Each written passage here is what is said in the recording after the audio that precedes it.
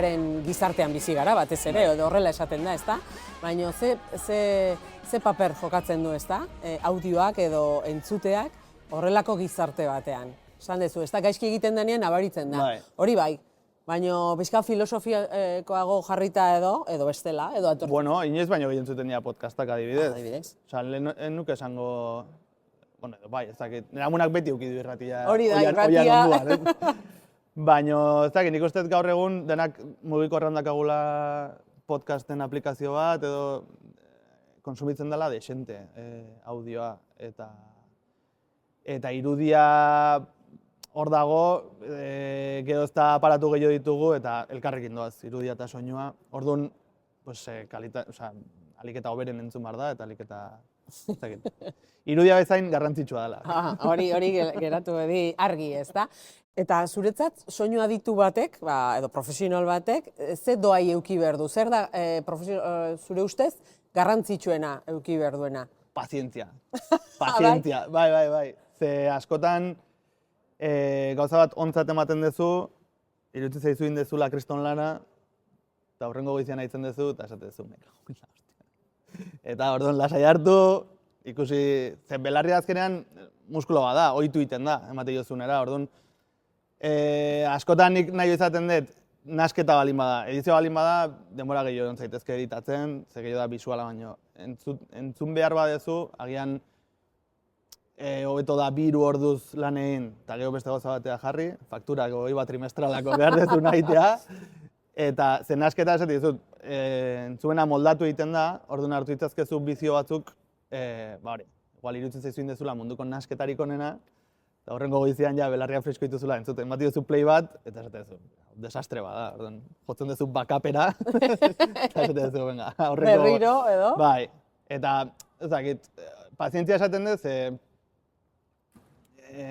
horregatik, agian, gero aparato bakoitzak ez du berdin sonatzen, orduan hartu behar duzu denbora, zu ondo egon eta leku bakoitzean konprobatzeko, eta pentsatzen dut kamerekin tazabiltzatenak antzeko zerbait, ez? Mobilan ez da ordenagailuan bezala ikusiko, eta holako gauzak.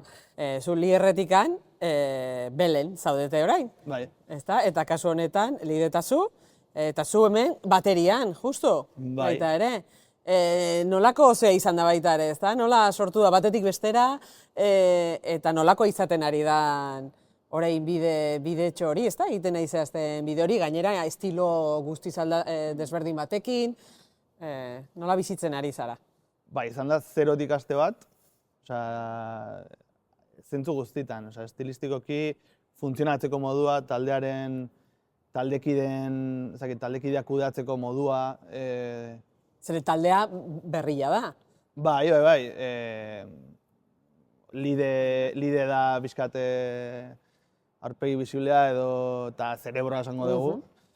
Eta pixka berak markatzen du nondikan jo, eta bestia gaude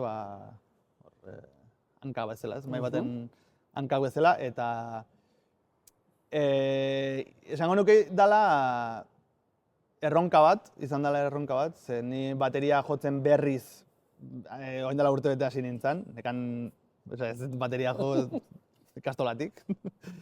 Eta bueno, erronka horren barruan, askatzen zoaz korapilo desberdinak eta pieza batzu juntatzen baita ere, eta nik uste, pentsatzen genuen estilo aldetik Lier baino zabalagoa izango litzakela, topatu ditugun hainbat kritika izan dira oaindikan nitxoago, ea nahi tain dugun oaindikan nitxoago da, baina, bueno, ez dakit.